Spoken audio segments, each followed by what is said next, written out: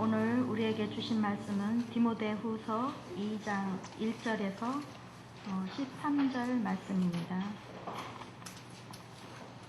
디모데후서 2장 1절에서 13절 말씀을 지금부터 봉독하겠습니다. 내 아들아, 그러므로 너는 그리스도 예수 안에 있는 은혜 가운데서 강하고 또 내가 많은 증인 앞에서 내게 들은 바를 충성된 사람들에게 부탁하라. 그들이 또 다른 사람들을 가르칠 수 있으리라. 너는 그리스도 예수의 좋은 병사로 나와 함께 고난을 받으라. 병사로 복무하는 자는 자기 생활에 얽매이는 자가 하나도 없나니 이는 병사로 모집한 자를 기쁘게 하려 함이라. 경계하는 자가 자기 법대로 경계하지 아니하면 승자의 관을 얻지 못할 것이며 수고하는 농부가 곡식을 먼저 받는 것이 마땅하니라. 내가 말하는 것을 생각해보라. 주께서 범사에 내게 총명을 주시리라. 내가 전한 복음대로 다윗의 씨로 죽은 자 가운데서 다시 살아나신 예수 그리스도를 기억하라. 복음으로 말미암아 내가 죄인과 같이 매이는 데까지 고난을 받았으나 하나님의 말씀은 매이지 아니하니라. 그러므로 내가 택함 받은 자들을 위하여 모든 것을 참음은 그들도 그리스도 예수 안에 있는 구원을 영원한 영광과 함께 받게 하려 함이라. 미쁘다 이 말이요, 우리가 주와 함께 죽었으면 또한 함께 살 것이요, 참으면 또한 함께 왕노릇할 것이요, 우리가 주를 부인하면 주도 우리를 부인하실 것이라. 우리는 미쁨이 없을지라도 주는 항상 미쁘시니 자기를 부인하실 수 없으시리라. 이것은 하나님의 말씀입니다. 네, 지금 제가 청소년 사역을 하고 있는 청소년 사역자로 우리의 신앙을 계승하는 것이 얼마나 지금 위기인지 제가 현장에서 지금 보고 느끼고 있습니다. 물질 만능주의와 그리고 또 성공주의, 진화론 등이 얼마나 위협적으로 우리의 청소년들과 아이들에게 다가오고 있는지 모릅니다. 우리 부모님들이 예를 쓰고 있기는 하지만 여전히 아이들에게는 아이들이 생각하고 있는 이 신앙의 문제에 있어서는 우리가 범람할 수 없는 것처럼 느껴지는 큰 산처럼 아주 느껴져서 답답할 때가 참 많이 있습니다. 하나님 없이도 잘 굴러가는 것처럼 느껴지기 때문이죠. 아이들이 예배 안에 부모의 신앙으로 말미암아 이 자리에 와서 앉아 있을지라도 아이들에게는 자기의 하나님이 없는 것처럼 보여집니다. 그래서 참 많이 답답하기도 하고 어떻게 우리가 이 신앙을 계승할 수 있을까? 우리의 신앙을 전수할 수 있을까? 많이 고민이 되기도 합니다. 엘리 제사장도 사무엘도 그리고 다윗도 모두 자녀들에게 신앙을 계승하는 일에 실패했던 사람들입니다. 하나님은 이스라엘 백성들에게 계속해서 신앙을 전수하도록 부탁하셨습니다. 그래서 율법책을 미간에 붙이기도 하고 손목에 매면서까지 지키라고도 말씀하시죠. 하나님께서 이스라엘 백성들 가운데 행하신 놀라운 일들에 대해서 기념하라고도 하십니다. 그래서 절기들을 지키지 않습니까? 그래서 하나님은 우리에게, 우리의 조상, 믿음의 조상들에게 계속해서 이 신앙이 계승되기를 원하셨고 지금 이 시대를 살아가고 있는 우리에게도 너희들의 신앙의 전수자가 되어라 라고 부탁하고 계십니다. 여호수아 3장은 이스라엘 백성들이 요단을 건넌 장면이 기록되고 있습니다. 그리고 여호수아 4장에서는 요단강을 건너고 난 다음에 길갈에서 기념비를 세우는 장면이 나와 있습니다. 그런데 그 중에 여호수아 4장에서 왜 그 하나님께서 요단강을 건너자마자 부탁하시기를 제사장들이 굳게 선 그 요단의 중간에서 12개의 돌들을 취해다가 쌓으라고 말씀하시죠. 근데 왜 쌓으라고 말씀하시냐면 우리의 다음 세대가 손자 손녀들이 도대체 이것이 무엇입니까? 라고 물었을 때 그것을 통하여서 하나님이 역사하시는 표징이 되기 위해서 하나님은 기념비를 세우라고 말씀하십니다. 손자 손녀들이 막 물어볼 거 아니겠어요? 아, 할아버지 이거는 왜 여기에 세워져 있어요? 뭐 이렇게 물어봤을 때 할아버지가 얘기하겠죠. 아, 우리가 요단이 굉장히 창일할 때, 물이 넘쳤을 때 믿음으로 궤를 메고 언약궤를 메고 약속을 의지하고 이 요단강에 발을 딱 담궜더니 하나님께서 요단강을 쫙 나누셔서 우리로 하여금 건너게 하셨다. 이러한 기념들을, 이러한 하나님에 대한 역사들을 이야기해 주기 위해서 기념비를 세우라고 하신 것이죠. 지금도 이스라엘 백성들은 절기를 아주 철저하게 지키고 있습니다. 그 중에 이제 초막절을 예를 들면요. 이스라엘 백성들이 지금 이제 이스라엘에 가면 초막절을 지키는데 어떻게 지키냐면 베란다에다가, 초막절이 되면 이제 베란다에다가 나가서 초막을 짓는다고 합니다. 초막을 짓는데 이제 종려나무 가지랑 뭐 이런 걸로 막 이렇게 짓겠죠. 그러면 이제 짓다 보니까 어떤 일이 일어나냐면 가지들 사이사이로 하늘이 보일 거 아니겠습니까? 그리고 뭐 별들도 보이잖아요.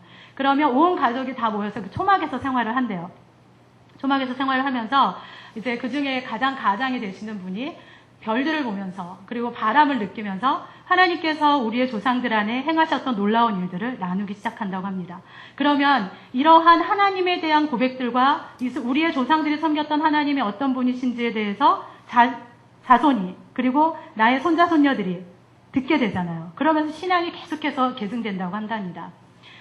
우리에게도 하나님께서 이러한 것들을 부탁하셨어요. 지금도 하나님께서 우리 이 세대를 살아가고 있는 우리에게 신앙의 전수자가 되기를 부탁하시면서 이 땅에서 어떻게 신앙의 전수자로 살아갈 수 있는지, 이 땅에서 어떻게 신앙의 계승자로 살아갈 수 있는지에 대해서 사도 바울을 통해 두 가지로 권면하고 계십니다.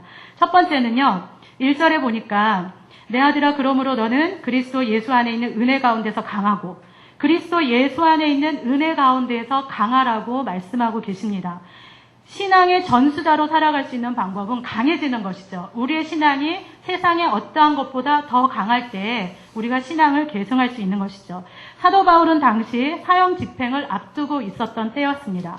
복음에 대해 충성스럽게 증인으로 살아가던 사도 바울이 사형 집행을 앞두고 있다는 것은 당시 어쩌면 그리스도인들에게 굉장히 큰 위협과 두려움이 되었을 것입니다. 특별히 디모데에게는 더 큰 두려움이 되었겠죠. 왜냐하면 그동안 자신을 격려하고 믿음으로 이끌어 주었던 멘토와 같은 그러한 사도 바울이 사형 집행에 있으니 디모데 안에는 굉장히 두려움이 있었을 것입니다. 모세가 죽고 나서 여호수아도 이스라엘 백성들의 지도자가 되었을 때 두려움이 많았잖아요. 그래서 하나님께서 뭐라고 말씀하십니까? 강하고 담대하라라고 말씀하세요. 왜냐하면 여호수아 안에 두려움이 있었거든요. 이스라엘 백성들을 그동안 모세 밑에서 모세가 이끌어준 대로 따라갔던 여호수아였다면 여호수아가 죽고 나서 모세가 죽고 나서 잘 듣고 계시는 거 맞죠? 네. 제가 틀렸는데도 아무렇지도 않게 넘어가시는 거 보면 잘 안 듣고 계시는 것 같기도 하고, 네. 모세가 죽고 나서 여호수아가 그 두려움 가운데 있을 때 하나님께서 강하고 담대하라 라고 말씀하시면서 이렇게 말씀하십니다. 내가 내게 명령한 모든 율법을 지키라고 말씀하세요. 우리의 강함은, 아까도 우리 전도사님들끼리 모여서 얘기했지만, 우리의 강함은 어떤 혈액형의 문제도 아니고, 우리의 기질의 문제도 아닌 것이죠. 저도 겉으로 보기엔 강해 보이지만, 내면은 아주 부드러운 커피향 같잖아요. 안 믿으시나요? 믿으시죠? 우리의 강함은 예수 그리스도의 은혜 안에서 오게 됩니다. 그래서 하나님은 여호수아에게 강하고 담대하라고 하시면서 율법을 다 지키라고 하신 것이죠. 우리의 강함은 예수 그리스도 안에 있을 때, 그리스도의 은혜 안에 있을 때 강하게 되는 것입니다. 우리가 신앙의 계승자가 되기 위해서는 우리 예수 그리스도 안에 있는 은혜 가운데서 강해질 때 우리는 신앙의 계승자가 될 수 있는 것이죠. 그래서 이 세대에 우리의 다음 세대를 삼키려고 하는 이 어마어마한 파도들을 우리가 의연하게 대처할 수가 있습니다. 우리가 그리스도 안에서 강해질 때 다음 세대에 우리의 신앙의 바톤을 넘겨주게 되는 것이죠. 사실 저희가 은혜를 경험하면 경험할수록 조금 강해지지 않습니까? 하나님에 대한 믿음과 예수 그리스도에 대한 능력에 대해서 저희가 경험할수록 믿음이 더 강해지게 되는데요. 저희 청소년들도 그렇습니다. 오토바이를 타고 다니다가 넘어졌어요. 그래가지고 다리를 쩔뚝거리면서 붕대를 감고 주일날 예배 시간에 와서 저를 보고 씩 웃습니다. 그리고 어떤 아이는 하루 종일 컴퓨터 앞에 앉아서 요즘에 유행하고 있는 D로 시작되는 게임에 빠져 있습니다. 그리고 어떤 아이는 밤늦게까지 놀아요. 이런 아이들을 볼 때마다 소망이 없어 보이잖아요. 사실 환장하죠, 이 마음에서. 쟤네들이 지금 이렇게 살아갈 때가 아닌데, 이런 생각이 들잖아요. 그런데 이 아이들이 굉장히 어려운 상황 속에 닥칠 때 기도를 요청하더라는 겁니다. 굉장히 어려운 상황 안에 닥쳤을 때, 기도해주세요, 전도사님. 그리고 하나님 앞에 기도하면서 나가더라는 겁니다. 왜냐하면 이 아이들이 아주 조금 하나님의 은혜를 맛봤기 때문이시죠. 삶을 변화시킬 만큼의 그러한 은혜는 잘 모르겠지만 어쨌든 하나님이 살아계시는 것 같고 그러한 것들을 맛보았기 때문에 하나님을 찾는 것이에요. 하나님을 찾는 것. 이런 아이들이 계속해서 하나님을 경험해 나갈 때 얼마나 믿음이 강해지게 됐겠습니까? 저는 그래서 가끔 이렇게 기도합니다. 하나님, 이 아이들을 어려운 문제 가운데 조금 더 도와주십시오. 조금 더 오래 끌고 가 주십시오. 이런 기도를 하기도 합니다. 우리가 하나님의 은혜를 알수록 또 하나님을 경험할수록 하나님을 맛볼수록 우리가 은혜 안에서 더 강하게 되는 것이죠. 신앙의 전수자가 되기 위해서는 우리가 예수 그리스도의 은혜 안에 더 강해져야만 됩니다. 두 번째로 사도 바울은 이렇게 부탁합니다. 2절에 내게 들은 바를 충성된 사람들에게 부탁하라. 내게 들은 은혜의 복음을 다른 사람들에게 또다시 부탁하라고 권면하고 있습니다. 왜요? 이 복음은 또 다른 사람에게 부탁하게 되면 복음이 계속해서 확장되어서 가겠죠. 또 다른 사람들을 가르칠 수 있게 되겠죠. 그래서 복음이 이 사람에게서 저 사람에게로, 저 사람에게서 또 저 사람에게로 흘러들어가서 지금을 살아가는 우리에게까지 전달되어져 온 것입니다. 전달되는 과정이 왜 쉽지는 않겠죠. 어려울 것입니다. 그리고 힘들 것입니다. 지금도 사도 바울이 처한 상황은 사형 집회를 앞두고 있는 상태였습니다. 그리고 1장 말씀에 보면 아시아에 있는 모든 기독교인들, 그리고 아시아에 있는 사람들이 자기를 배신했다라고 기록하고 있습니다. 사형 집행 중에 갇혀있는 바울을 버린 것이죠. 그리고 배신한 것입니다. 한마디로 말해서 복음을 버린 거예요. 아시아에 있는 사람들이 복음을 버린 것입니다. 그래서 사도 바울은 그냥 이 복음을, 내게 들은 이 복음을 사람들에게 부탁하라 라고 하지 않고 충성된 사람에게 부탁하라고 권면합니다. 복음의 전달자는 충성된 사람이어야만 합니다. 그리고 힘들다고 도중에 그만두거나 핍박이 온다고 포기하는 사람들에게서가 아니라 어떠한 상황에서도 어떠한 환경에서도 끝까지 이 복음을 전달할 수 있는 그러한 충성된 사람이어야만 합니다. 그리고 그런 사람에게만 맡겨져야만 하죠. 사도 바울은 이러한 충성된 신앙의 전달자의 기본 자세를 세 가지를 예를 들어서 설명하고 있습니다. 충성된 사람은 좋은 병사로, 그리고 경계하는 자로, 농부로 비교하고 있는데요. 첫 번째, 그 충성된 사람은 좋은 병사로서 고난을 함께 받으며 그리고 자기 생활에 얽매이는 자가 얽매이지 않아야 합니다. 라고 기록하고 있습니다. 너는 예수 그리스도의 좋은 병사로 나와 함께 고난을 받으라. 당시 상황을 고려해 볼 때 고난을 받는다라고 하는 것은 추상적인 고난이 아니라는 것이죠. 사도 바울이 로마시의 대화재에 주범으로 몰려서 투옥되어 사형을 앞두고 있는 상태예요. 로마의 네로 황제가 이제 로마시에 화재를 일으키라라고 명령했다고 해서 이게 막 퍼져나가니까 희생양이 필요했던 것이에요. 그래서 희생양을 딱 잡았는데 그 사람들이 누구냐면 기독교인이었던 것이죠. 그래서 그 기독교인 중에서 이제 가장 충성되게 복음을 전달했던 사도 바울을 잡은 것입니다. 그래서 이 사건 이후에 많은 그리스도인이 로마 시내에 방화 혐의자로 처형을 당하고 또 살아남은 사람들은 카타콤으로 숨었죠. 카타콤으로 도망을 가서 살게 됐어요. 아주 실질적인 고난 속에 있었던 것이죠. 사도 바울은 이러한 고난을 함께 받으라라고 얘기하고 있어요. 지금 우리가 살아가는 이 시대의 고난의 문제가 아니라 정말 이 실질적으로 다가오는 핍박의 문제를 함께 받으라라고 얘기하는 것이죠. 북한을 위해서 기도할 때마다 참 미안한 마음이 듭니다. 왜냐하면 북한에 있는 그리스도인들을 위해서 기도할 때 하나님 견딜 수 있는 힘을 주십시오. 신앙을 포기하지 않도록 도와주십시오라고 기도하지만 과연 제가 그런 상황에 있을 때 그렇게 하나님을 찾을 수 있을까라는 생각을 해볼 때 정말 미안한 마음이 듭니다. 사도 바울은 우리에게 신앙의 전수자로 고난을 함께 받을 것을 권면하고 있습니다. 또한 좋은 병사는 자기 생활에 얽매이지 않아야 된다라고 말합니다. 얽매이다라고 하는 단어는 그냥 나의 개인 생활에 대해서 꽉 매어 있는 것이 아니라 휘말려 들어가다, 연루되다라고 하는 뜻이죠. 그래서 무엇인가에 연루되어져 있는 것. 이런 의미에서 볼 때 군사된 자는 무조건 자기 생활을 하지 말아라 이런 의미가 아니라 병사의 신분에 어긋나는, 군인으로서의 신분에 어긋나는 개인적인 삶을 살지 않는 것을 의미하는 것이죠. 나의 신분에 어긋나지 않는 삶, 하나님의 자녀된 자로, 하나님의 백성으로, 복음의 전달자로 살아가는 데 어긋나지 않는 삶, 당당한 삶, 이런 삶을 살라라고 말씀하고 있는 것입니다. 왜 이렇게 살아야 합니까? 그것은 바로 우리를 모집한, 우리의 대장이 되신 예수 그리스도를 기쁘게 하기 위해서인 것이죠. 그런 의미에서 볼 때 우리 교회에 있는 군인 청년들은 참으로 좋은 병사라고 생각합니다. 무슨 일이 있어도 전화기를 끄지 않습니다. 왜냐하면 대장으로부터 전화가 올까봐. 그래서 무엇을 하고 있든지, 밥을 먹고 있든 뭘 하고 있든지 간에 전화 와서 콜하면 바로 들어갑니다. 이런 것들을 볼 때 하나님 나라의 좋은 병사로, 하나님 나라의 군사로, 우리가 예수 그리스도께서 복음의 전달자로 콜할 때는 언제든지 yes sir 하고 달려갈 그런 준비가 되어 있어야 된다고 하는 것이죠. 두 번째로 경계하는 자에 비교하고 있는데요. 충성된 신앙의 전달자는 경계하는 자와 같이 법대로 경계해야만 합니다. 혹시 88 서울 올림픽을 기억하십니까? 그때 굉장히 흥미진진하게 제가 그 올림픽에 전도한다고, 올림픽에 오는 사람들을 전도한다고 다녔었는데요. 이때 그 100m 달리기 선수, 최고의 신기록의 선수, 누구신지 기억하세요, 혹시? 네, 맞습니다. 칼 루이스였죠. 칼 루이스의 그 다리 뛰는, 정말 타조처럼 뛰는 것들을 볼 때 제가 막 심장이 너무 벌렁벌렁 해가지고요. 어쩜 저렇게 달릴 수 있을까. 이런 생각을 하면서 너무 멋있게 그 분을 지켜봤던 것을 기억이 납니다. 그런데 이때 이상한 일이 일어났어요. 이상한 일이 뭐였냐면 캐나다의 벤 존슨이 칼 루이스를 앞질러서 이겨버렸어요. 100m 달리기 할 때.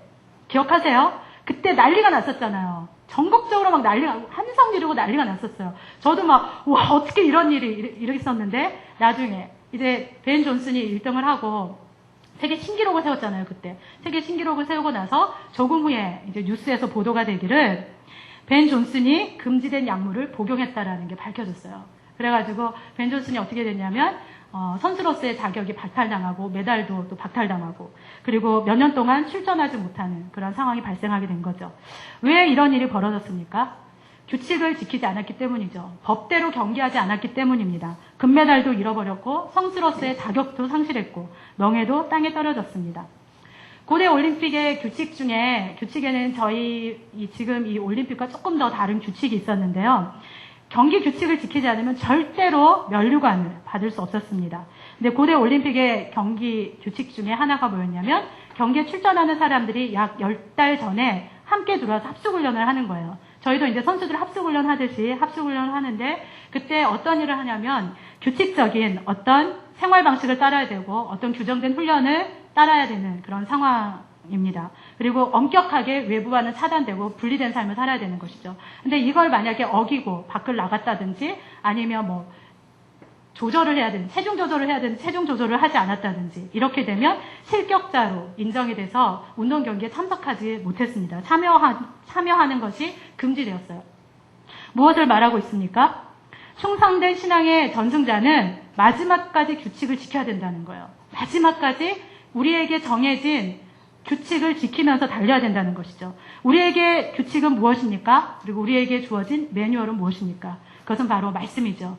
하나님이 말씀하신 그대로 예수 그리스도께서 우리에게 가르치신 그대로 성령께서 이끄신 그대로 이 땅에서 경주해야 하는 것입니다. 규칙을 어기고 꼼수를 써서 아무리 일찍 다니면 뭐합니까? 결국 사람들의 환호와 박수를 받으면 뭐하겠어요? 결국에는 면류관을 받지 못하는데요. 받았다고 하더라도 명예가 땅에 떨어지고 금메달이 빼앗기게 되고 그리고 선수 자격도, 충성된 증인으로서의 자격도 박탈당하게 되는 것이죠. 충성된 신앙의 전달자는 바로 법대로 경기해야만 합니다. 절대 꼼수를 쓰면 되지 않는 게 우리 그리스도인인 것이죠. 하나님의 말씀을 따라서 살아가야만 하는 것입니다. 충성된 신앙의 전달자는 세 번째로 농부처럼 수고해야 한다고 기록하고 있습니다. 농부는 수고해야 열매를 거두게 되어 있습니다. 제 친구가요, 저희 친구들의 모임을 위해서 집 앞에 아주 작은 텃밭에 상추와 고추를 심었습니다. 그리고 이제 친구 모임이 있을 때 그 모임에 온 친구들을 위해서 상추와 이제 상추, 고추, 그 다음에 방울토마토를 이렇게 심어가지고 카카오 스토리라고 있어요. 카카오 스토리라고 스마트폰을 하시는 분들은 알겠지만 카톡을 할 때 미니홈피처럼 싸이월드 미니홈피처럼 이렇게 따라오는 게 있는데 거기에다가 매 주마다 사진을 업그레이드 시켰어요. 상추가 얼만큼 자랐고 얼마만큼 고추는 자랐고 방울토마토는 이제 익어가기 시작하고 이런 것들을 매 주마다 올렸어요. 그리고 저희 친구들 모임은 이제 기다렸죠. 왜냐하면 친구가 농사 지은 것으로 맛있는 삼겹살을 먹기로 했거든요. 그래서 이제 거의 막 연그러 갈 때예요. 연그러 갈 때 이 친구가 자기가 먼저 그걸 따서 먹었습니다. 그리고 너무 맛있게 먹는 장면을 카카오 스토리에 올렸어요. 저희는 이제 모임만 기다리고 있었죠. 그리고 이제 모임 날짜가 돼서 갔는데 텃밭에 아무것도 없는 거예요. 그래서 우리를 위해서 상에 뭔가가 차려져 있겠구나. 그리고 갔죠. 아니나 달라요. 상추와 그 다음에 고추와 그 싱싱한 방울토마토와 와 하면서 너무 맛있겠다. 그러면서 이제 자리를 앉았는데 이 친구 하는 말이 이거 우리가 농사 지은 거 아니라는 거예요. 다 시장에서 사온 거라는 거예요. 그래서 왜 그러냐 그랬더니 농사를 다 지어놓고 우리가 먹고 난 다음에 고양이들이 와가지고 거기다가 대소변을 봤다는 거예요. 그래가지고 어쩔 수 없이 거기를 다 이렇게 다 빼버리고 다시 이렇게 다 뽑아버렸다라고 이렇게 얘기를 하더라고요. 수고하고 그동안에 그렇게 애썼는데 저희가 그걸 못 먹은 거 있죠. 사진에만 올라가 있고 아침마다 햇볕이 나면 탈까봐 덮어놓고 물 주고 와이프랑 같이 그 일을 막 작업을 했었는데 결국은 저희가 열매를 먹을 수가 없었습니다. 하지만 그 친구들은 먹었죠. 왜냐하면 가까이 있었으니까. 저희 중고등부에서도 지금 153 전도축제를 하고 있습니다. 이제, 전도축제 5주째가 들어가고 있는데요. 5조로 나눠서 장기 결석자와 전도할 친구들을 정해가지고 기도하고, 그다음 장기 결석자가 나오면 점수가 더 많이 올라가고 이런 시스템이에요. 그런데 이제 조장들이 매주마다 이렇게 연락하고 매일매일 기도하면서 체크받고 이렇게 하거든요. 그런데 5주 동안 연락이 안 됐던 친구 때문에 한 조장이 굉장히 속상했어요. 그 조장이 막 너무 속상해가지고 전도사님 정말 얘는 안 될 건가 봐요. 연락도 안 되고 뭐 카톡도 씹고 문자도 씹고 전화도 안 받아요. 계속 이러는 거예요.